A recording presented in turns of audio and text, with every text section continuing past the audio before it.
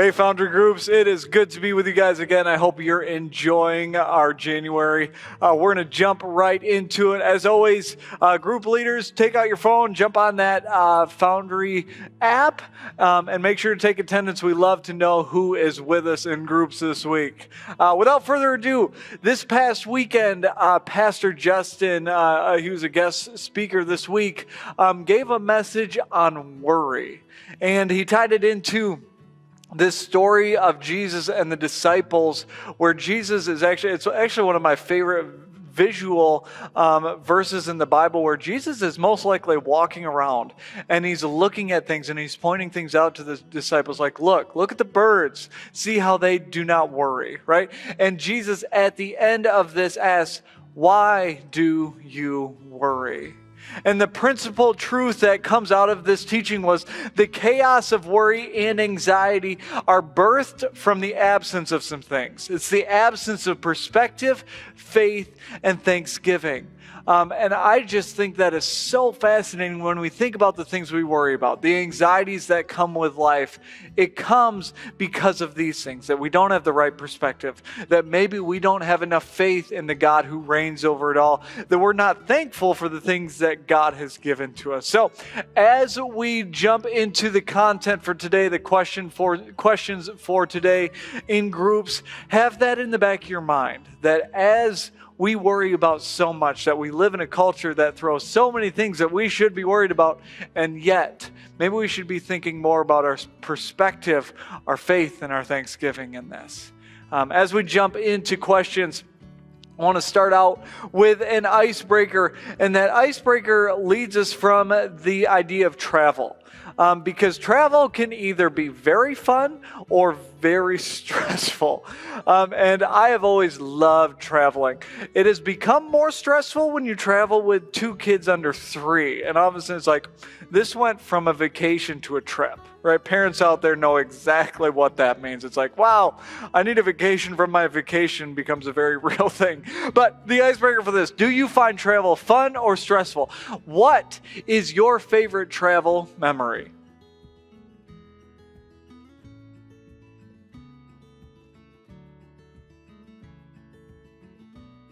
All right, for question number 1, what are some typical scenarios that send you into a worry tailspin?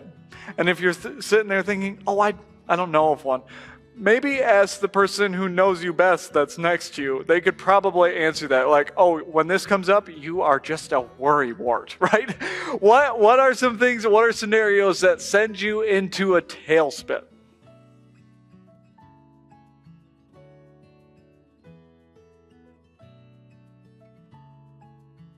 Now, here's a good question I want you to think about together. What occupies your mind more when it comes to worry? The big things, or starting to play the what if game, or the everyday little things? Of those 3 things, what occupies your time more?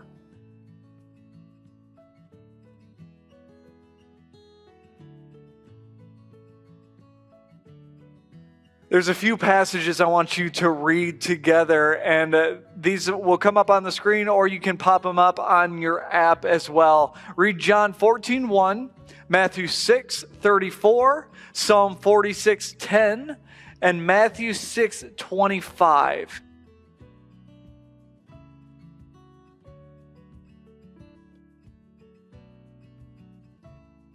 In his teaching, Pastor Justin talked about worry coming from a lack of perspective.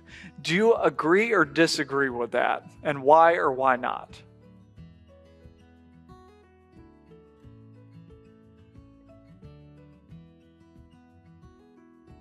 How can you remember who God is and what He has done to help your perspective?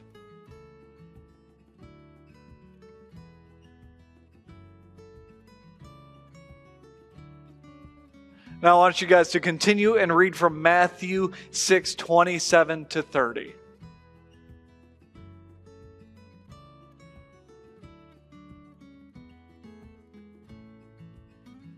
Pastor Eric will often share a lesson that he was taught that worrying, like mulling things over and over in your head, just contemplating things over and over, is really just a version of praying to yourself.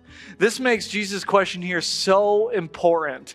Can any of you, by worrying, add a single hour to your life? All of a sudden, that makes us think, oh, wait. What good does that actually do for us? How can worry do us any good? Here's the question in this. How can worry do you any good? How can it change anything?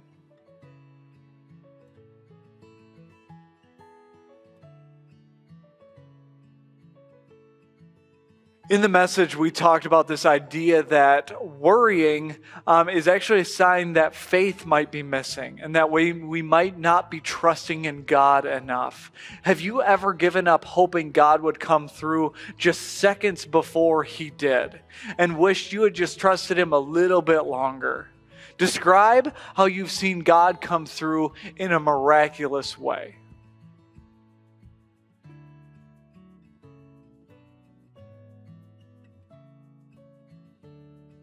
Philippians 4:6 says, do not be anxious about anything, but in every situation, by prayer and petition, with thanksgiving, present your requests to God.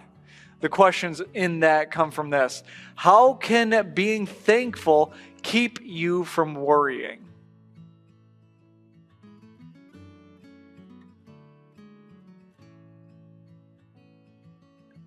Has anyone ever tried to stop in the middle of a crisis where something big is going on and take time to give thanks to God anyway, regardless of the circumstance that you're in?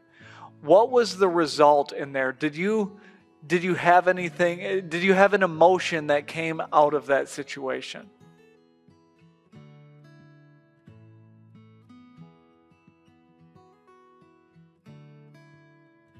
What would it take for you to develop a posture of thanksgiving each and every day?